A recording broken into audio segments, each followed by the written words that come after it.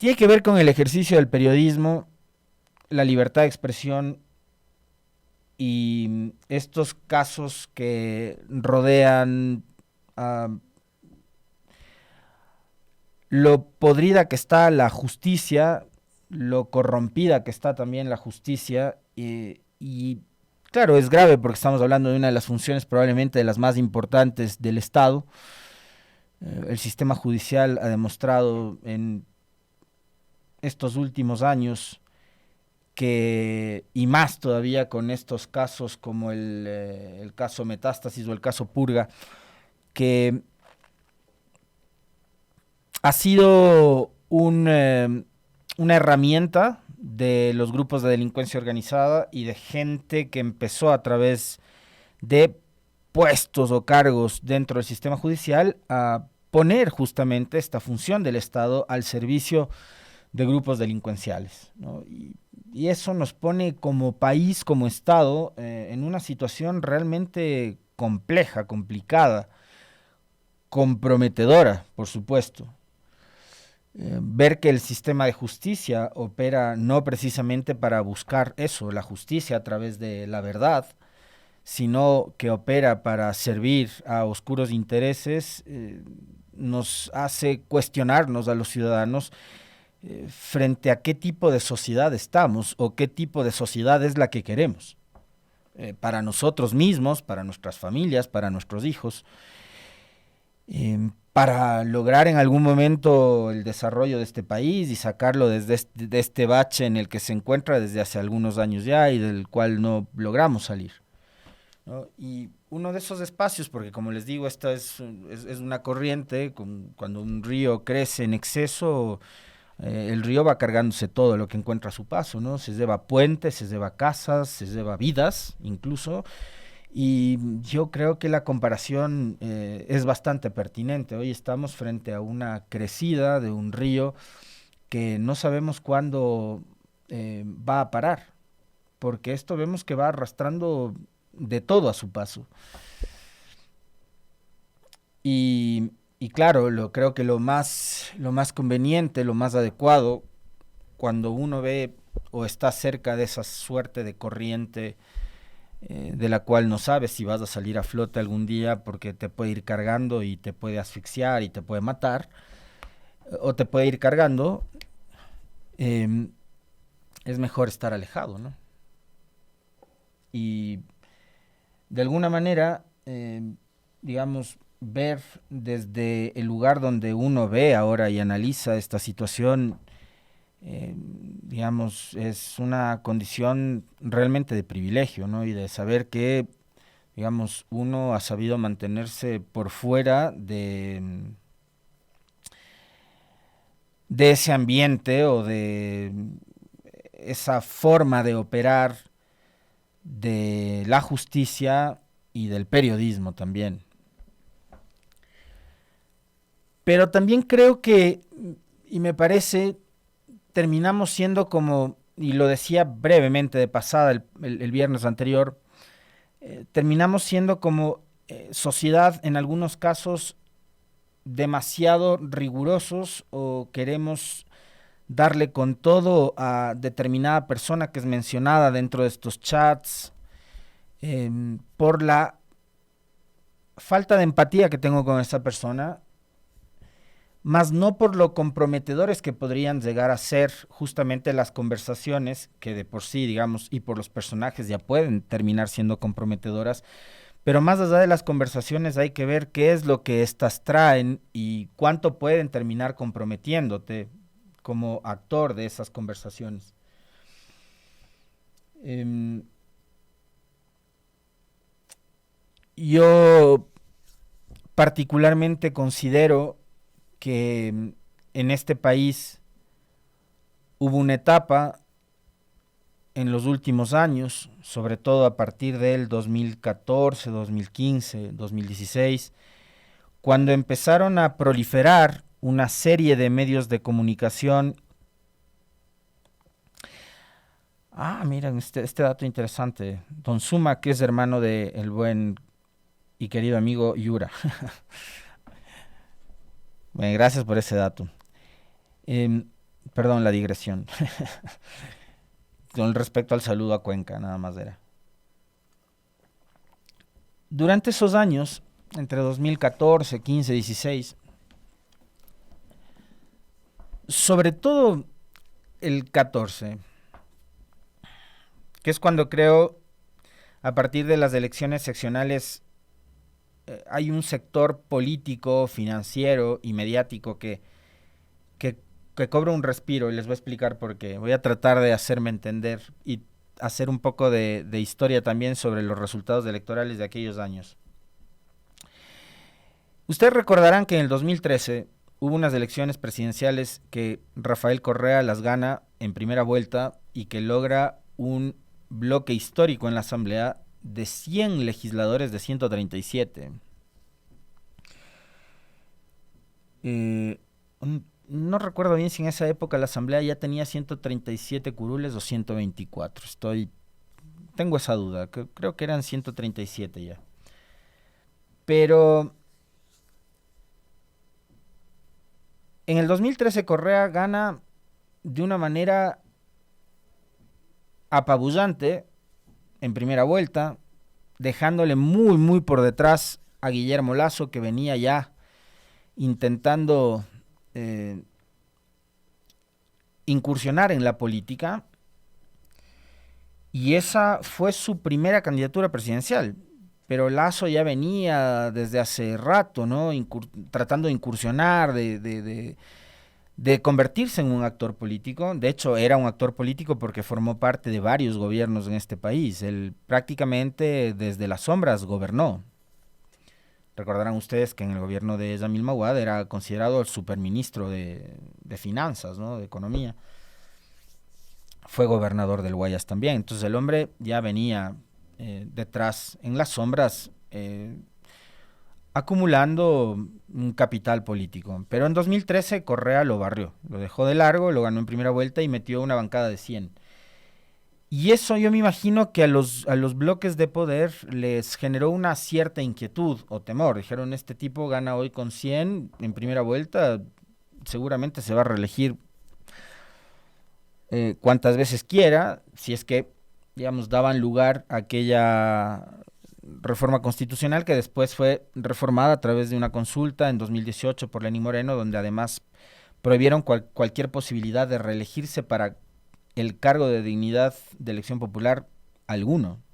Es decir, no, nadie puede reelegirse más de 2 ocasiones, seas presidente de la República o vocal de junta parroquial.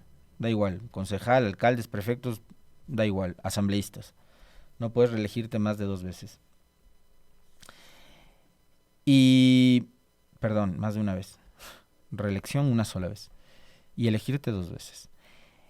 Pero en el 2014 hay unas elecciones seccionales en las que con el triunfo de Rodas, por ejemplo, en Quito, la derrota de el candidato de la Revolución Ciudadana en Cuenca, la ratificación de Nebot en Guayaquil, el bloque de poder vuelve a cobrar un poco de oxígeno. Y a partir de ahí ven conveniente y, digamos, y coinciden a la par con peleas como por ejemplo las que daban estos grupos, que además, como les decía, eran políticos, económicos y mediáticos, um, con asuntos particulares como por ejemplo la ley de comunicación.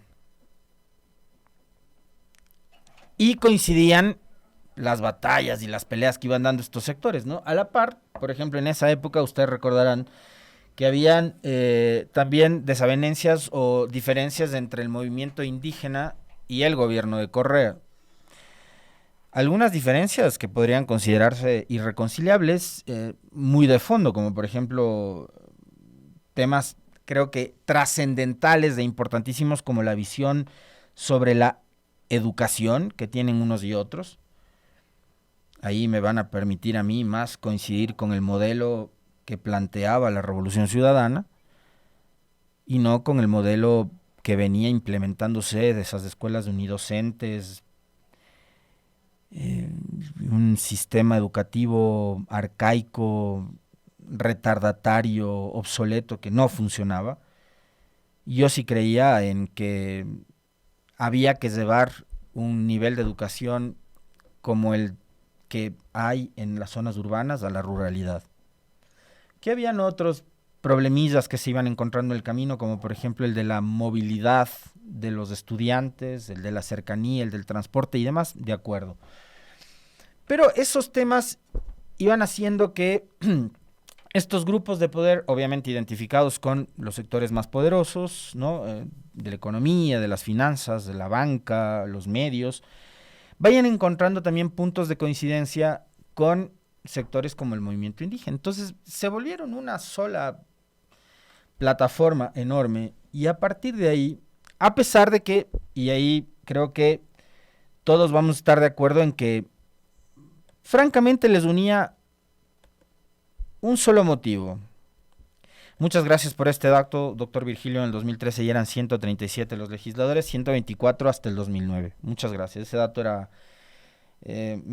no tenía tan claro en la memoria, pero muy gentil. Gracias, doctora Navas, también el mismo dato, 137.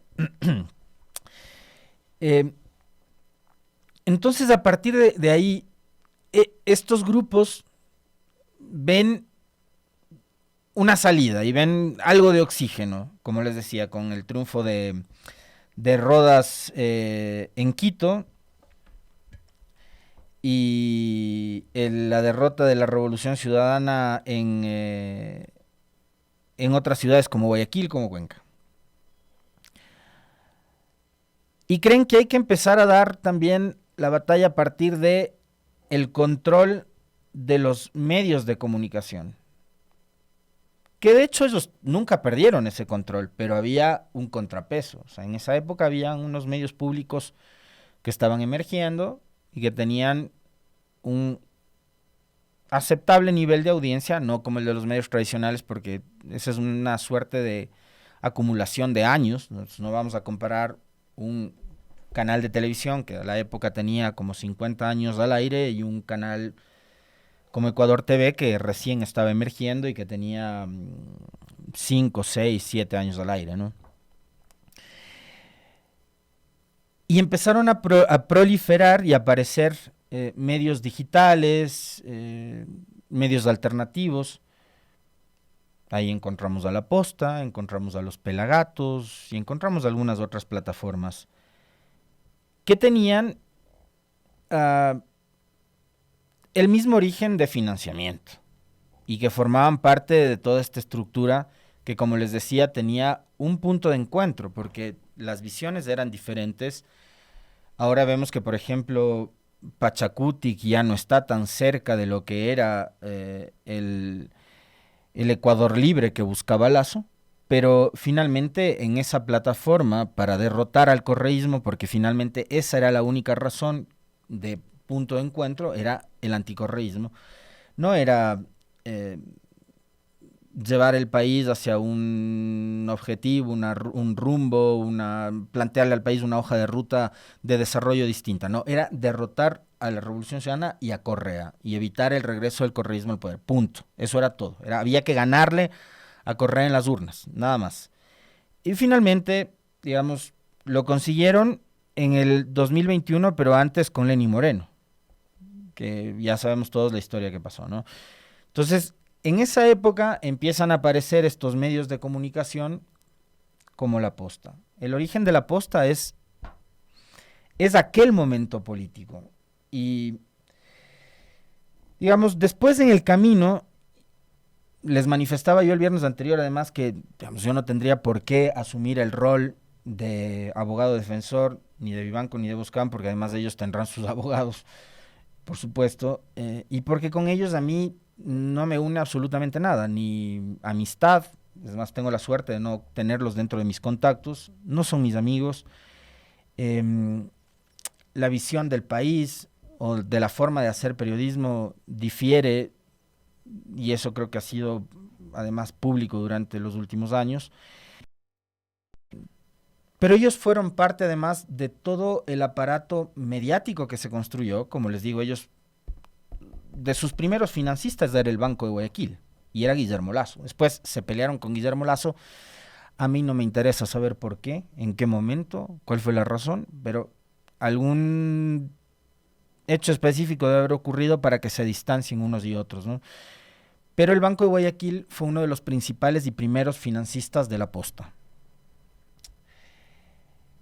Y ellos formaron parte de toda aquella plataforma mediática que acompañó el momento y el proceso político que empezó con Lenín Moreno, que era el de la persecución. Ellos iban a las reuniones en el edificio de los medios públicos, reuniones que convocaba el señor Michelena, se me escapa el nombre de este tipo impresentable, pero de apellido Michelena, que es uno de los funcionarios más cercanos y más serviles de Lenín Moreno.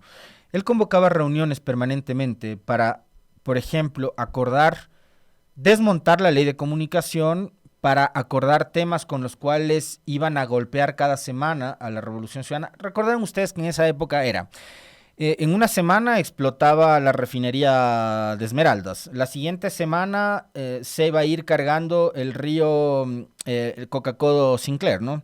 La siguiente semana le culpaban a Correa de la deuda externa, la cuarta semana le culpaban a Correa de la lluvia y la siguiente de la sequía. Entonces cada semana se iban inventando un tema del cual había que culpar a Correa. Por eso es que la culpa es de Correa se convirtió ya en una frase que era más bien adoptada para la burla, para la mofa, y hoy es una de las tantas frases que de tanto repetirlas ya perdieron sentido y carecen justamente de sentido, porque ellos convirtieron esa frase en una burla al final. Al principio no. Al principio la culpa es de Correa y todo lo que pasa en este país era culpa del gobierno de Correa, era el primer paso para empezar la persecución. Y parte de esa persecución contó con el apoyo de los medios de comunicación de este país. Ustedes no me van a hacer mentiroso a mí, pero muchos de los casos que ha llevado adelante Fiscalía han tenido como punto de partida un gran titular. Este medio de comunicación, recordarán ustedes, La Posta, financió con publicidad que salió de la Contraloría General del Estado en aquella época manejada por Pablo Celi, una obra de teatro sobre el caso Sobornos, por el cual lograron, a través de la figura esta del influjo psíquico, la sentencia en contra de Rafael Correa y algunos otros de sus colaboradores. Entonces resulta realmente increíble, inaudito y contradictorio, por cierto, que hoy todo ese aparato que ellos apoyaron y que ayudaron a montar para la persecución de la gente vinculada a la Revolución Ciudadana y el correísmo,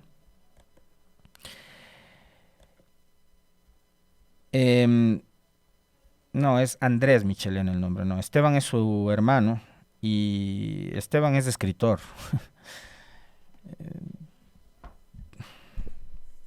Buen escritor de paso, pero Andrés es el hombre este que era cercano tan cercano que era su alfombra, ¿no? Lenín Moreno. Entonces hoy es increíble que todo ese aparato de persecución se les haya montado en contra a los señores de la Posta. Revisando las conversaciones de Boscán con Norero, sinceramente, y se los digo, yo no tengo por qué defenderle a este hombre, es un tipo que cuando ha podido, y como ha podido con su compinche Vivanco, me han insultado, me han acusado de cosas que yo nunca he hecho, como por ejemplo manejar un troll center, no tengo idea, no sé cómo opera eso. Si alguien sabrá sobre eso, seguramente son ellos, ¿no? Pero a pretender acusarle a él de tener vínculos con el narcotráfico por conversaciones con Norero, que pudo haber sido en un momento una fuente de información, me parece a mí que es un exceso. Es un exceso del sistema judicial que ya ha cometido otros excesos, que ha llevado durante todos estos años a mucha gente inocente a la cárcel. Gente inocente a la que después no han podido comprobarle los delitos de los que le acusaron. O lo que es peor todavía, gente inocente que fue llevada a la cárcel y que fue encarcelada porque la propia justicia y el propio sistema no solamente judicial, sino policial de este país, se encargó de sembrar pruebas que nunca fueron reales. Y les voy a poner un caso totalmente alejado de la política. A propósito de lo que señala Edwin en el TikTok, ni siquiera voy a mencionar un funcionario público. Y ustedes van a entender perfectamente bien cómo ha funcionado el sistema policial y judicial de este país, recordando muy bien lo que ha sucedido acá en Ecuador a partir de abril del 2019, cuando gobernaba justamente Lenín Moreno, con el caso Olavini. Un programador informático de nacionalidad sueca a quien le acusaron de ser un hacker ruso.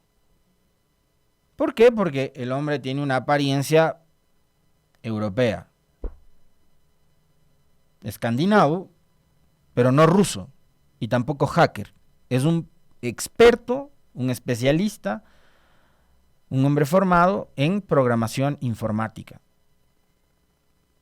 Es decir, él hace todo lo contrario de lo que hace un hacker. Él lo que hace es proteger o ayudar a que cualquier otro ciudadano, empresa, entidad pública, privada, bancos, lo que sea, protejan sus datos, no a que estos sean vulnerables. Es decir, hace todo lo contrario de lo que hace un hacker. Y Olavini es una víctima y hasta el sol de hoy no se resuelve su caso, porque además es terrible cómo se va a resolver un caso que al Estado ecuatoriano le podría costar miles de dólares en indemnización porque le persiguieron sin tener ningún delito que probarle. Pero claro, el sistema, como les digo, policial y judicial en este país se encargó de sembrar las pruebas en contra de Olavini. Porque además todo lo que le montó el gobierno de Moreno, por orden de la señora Romo, se basó, ¿saben en qué? En informes policiales.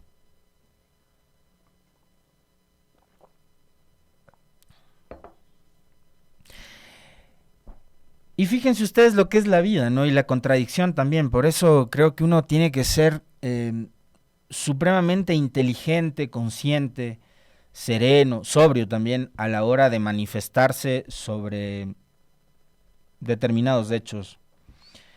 Cuando en aquel abril, y la persecución a Olavini coincidió con la salida de Julian Assange de la Embajada de Ecuador en Londres, cuando el gobierno pusilánime de Moreno permite que un país ingrese en nuestra sede diplomática, que es un hecho sin precedentes, con su fuerza pública, con el Scotland Yard en Londres, a sacar a rastras, casi a patadas, a Assange de nuestra sede diplomática, tanto Boscan como Vivanco celebraban este acontecimiento. Y Julian Assange,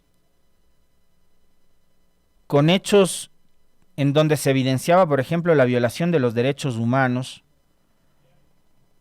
en la escalada armamentista y militar que provocaron los gobiernos de Bush y de Obama, el uno republicano y el otro demócrata, en Medio Oriente,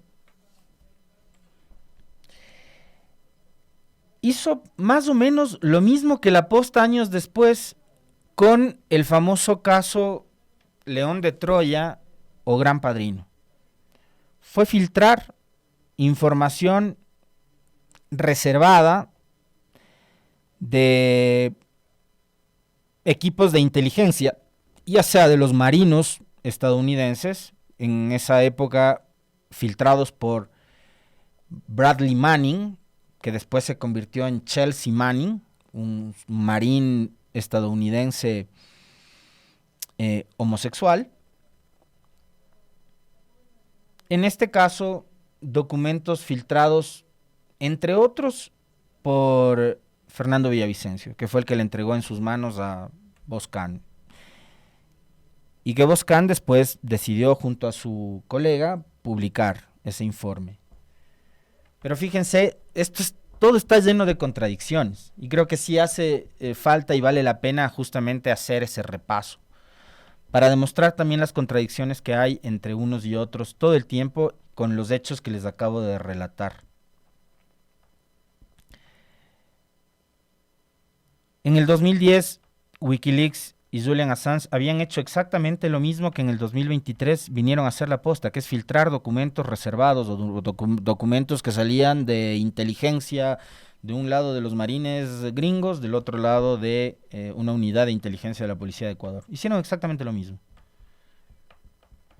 Pero los señores Vivanco y Boscan se burlaban, se mofaban y celebraban la entrega de Julian Assange a la justicia británica. Obviamente, mucho más estoico que lo que hicieron los de la posta fue lo que hizo Assange. Él demostró cómo los marines gringos habían violado permanentemente los derechos humanos de los prisioneros de Libia, de Siria, de Egipto, de Afganistán, durante años. Y cómo además la política internacional del Departamento de Estado, a través de las embajadas en todo el mundo, se infiltraba en la política soberana de cada país. Adicionalmente a las violaciones de derechos humanos, la filtración de Wikileaks en aquel 2010 nos demostraba cómo el Departamento de Estado de los Estados Unidos se infiltraba en la política de nuestros países a través de su embajada. Por eso es que Correa, en una de sus tantas decisiones soberanas, expulsó de este país a la embajadora Heather Hodge en aquella época. Porque de ella se encontraron también correos electrónicos de su pretensión de entrometerse en la política soberana de este país. Pero finalmente, y les decía, revisando las conversaciones de Boscan con Norero, yo no encuentro alguna razón o un motivo como para poder incriminar a Boscan, más allá de que para algunos sea el colmo el trato de hermanito, de ñañito, de ñaño, de hermano, lo que sea, en fin, sabrá cada uno cómo trata con sus fuentes y cómo trata a sus contactos. Yo no soy mucho de generar cercanía con la gente, no tengo tampoco muchos amigos, a mí me sobran los dedos de una mano para decirles cuántos amigos tengo. Mucho menos como para tratar con un contacto del nivel de Norero como hermano, ñaño, lo que sea. Pero por más que se haya tratado como se ha tratado, esa tampoco es una razón como para poder incriminar al periodista, en este caso, con respecto de algún tipo de beneficio que pudo haber sacado él del accionar de un delincuente, de un capo del narcotráfico como aparentemente era Norero, o si lo único que estaba haciendo era simplemente generando un nivel de cercanía, que eso suele pasar con tu fuente, porque para que tu fuente te siga brindando información, soltando información, tú tienes que generar un nivel de cercanía. Eso sí es real. Que le puedes tratar de ñaño, de hermano, de pana o lo que sea. Esos para mí son temas de forma, no es lo de fondo. Y lo de fondo es acá que me parece, intentando procesar a un medio de comunicación o a un periodista, vinculándolo con un caso tan grave como este caso Purga, que tiene que ver con narcotráfico, tienen que probar algo más que el simple hecho de la cordialidad, amabilidad o buen trato que hayan tenido estos dos sujetos en el momento de intercambiar mensajes a través de un chat.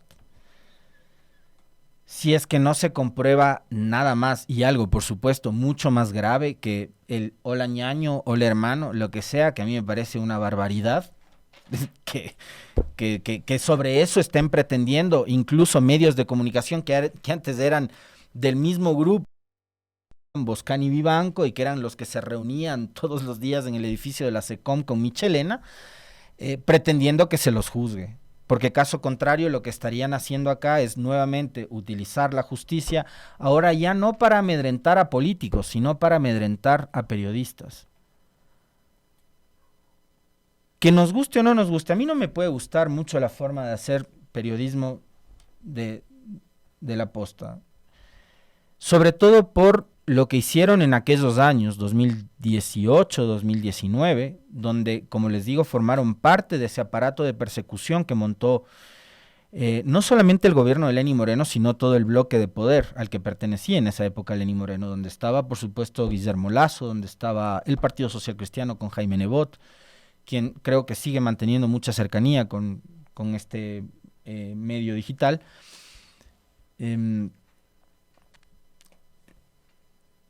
Y eso me parece sumamente grave. Que a través de la justicia se pretenda silenciar o amedrentar a quienes están involucrados en el mundo de la comunicación y el periodismo. Para algunos la Posta puede ser un gran medio de comunicación, para otros no, pero son un medio de comunicación. Nos puede gustar o no la forma de hacer periodismo de ellos, eso ya es cuestión de cada uno. Pero lo de fondo es que ellos en su momento publicaron un informe que nadie más se atrevió a publicar. Y la pregunta que uno también vale hacerse en este momento es ¿por qué Villavicencio, si tuvo acceso a ese informe, no lo publicó? Porque Boscan sí. Y una cosa adicional que me parece hay que tenerlo en cuenta y presente a la hora de entender el por qué ahora estos señores están siendo involucrados o procesados en esta investigación, es que aquella investigación de León de Troya, que publican como el Gran Padrino, en realidad se convierte en el gran detonante para la caída de Guillermo Lasso. Y como yo les decía también hace algunos días atrás, Guillermo Lasso es un sujeto que no ha perdido poder. Dejó la presidencia, sí, pero tiene sus tentáculos metidos en algunos espacios como la justicia, por ejemplo. Desde donde, me imagino yo, pretenderá cobrar revancha o venganza de quienes él seguramente considera sus principales enemigos y los promotores de su caída. No dudo que entre ese grupo estén Boscan y Vivanco, quienes ya han sido, por ejemplo, señalados y denunciados por el cuñado del presidente Lasso, Danilo Carrera, a quien ellos, entre líneas, han pretendido también responsabilizarle de unos delitos escandalosos que en estos últimos días están cobrando mucho vuelo y que tienen que ver con la violencia en contra de niñas y niños. Y que vamos a ver, por ejemplo, en casos muy graves y delicados como estos que pueden herir la sensibilidad de todo un país, hasta dónde es capaz de llegar la Fiscalía General del Estado. Porque acá me parece que todavía, y a pesar de lo profundo que pudo haber llegado la Fiscalía en este caso, si es que están involucrados un expresidente de la Judicatura, la expresidenta de la Corte de Justicia del Guayas, altos funcionarios del sistema judicial del país, que entraron, no se olviden de esto, con el Trujillato, todos estos que están investigados ahora son producto del Trujillato y la transitocracia, y aún así, con toda la profundidad esta, donde vemos autoridades de tan alto nivel como el presidente de la Judicatura y demás, me parece a mí que todavía estamos explorando la superficialidad del problema. Y que esto podría agravarse todavía más si es que esas denuncias que ellos lanzan entre líneas, en algún momento son reveladas e investigadas como debería ser por parte de la Fiscalía. Supuestamente Guillermo Lasso, la Fiscalía ya le ha llamado a declarar por el caso Metástasis. Lasso ha dicho, no, a mí no me ha llamado nadie. Alguien debería darle a este asunto en particular un toque de seriedad para saber si es que el expresidente está o no está convocado y si tiene o no tiene que rendir su versión. Porque una cosa es lo que publicó ayer la Fiscalía y a través de los medios de comunicación lo que se dijo de la supuesta convocatoria, otra es la que sale él, como siempre, a burlarse del país y decir, no, a mí no me ha convocado nadie. Pero vamos a ver, ¿no? ¿Quién dice la verdad? ¿Quién miente? ¿Y de qué va esto? En donde, como les digo, podría también tratarse de un intento de silenciar y de amedrentar a quienes tuvieron en su momento la audacia y la valentía de demostrar qué tipo de presidente era Guillermo Lasso y qué clase de gobierno el que él estaba liderando. Un gobierno que se relacionó con gente como Danilo Carrera, que a su vez se relacionó con gente como Cherres, que a su vez se relacionó con gente como los de la mafia albanesa.